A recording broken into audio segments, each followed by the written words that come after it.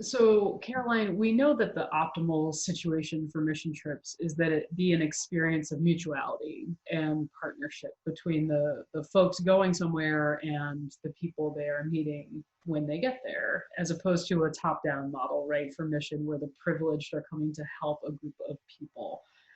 What can a leader do before a trip to infuse that understanding in the group? Yeah, that's so important. I think, especially for the communities that I've both grown up in and served, it is easy to think, coming from privilege and affluence, I have a gift to give. I have resources to share, and I'm the hero of this story. And I think with teenagers, additionally, life is cueing them in that direction, and so we have to kind of reverse that mentality from day one, and we have to do it with their parents too.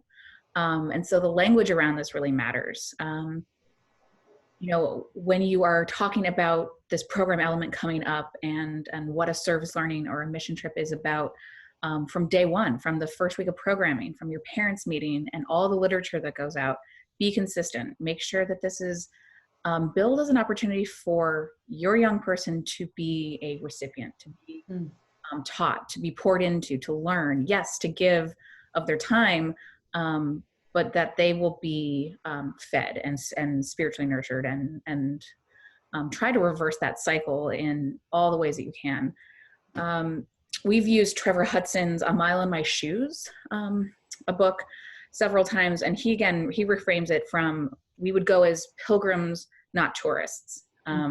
Listeners, not talkers, receivers, not givers, learners, not teachers. And so I think whenever you can get that language out there and consistently, both before the trip and on the trip, what did you learn from someone today? Not what did you do? How did you, how were you the champion and the hero of your own story? But by doing work, how did you then grow? What did you learn? How did God work on your heart? How did this community work on your heart? Even in the experience. Yes, we want our kids to feel good about the choice that they've made of their time. And then again, the communities I've served, they could be almost anywhere in the world. They've chosen to be here. They should feel good about that choice, but not self-congratulatory. So that comes from the leaders having that same orientation and operation.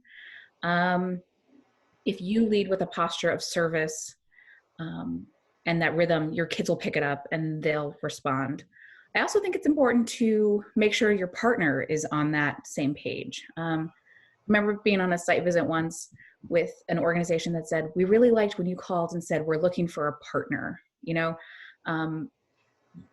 Be a partner, be in conversation, make sure you're serving a community in ways that does justice to their goals and their aspirations, and not just treating them as a destination and a means to an end for service. That's not what God wants for a service trip.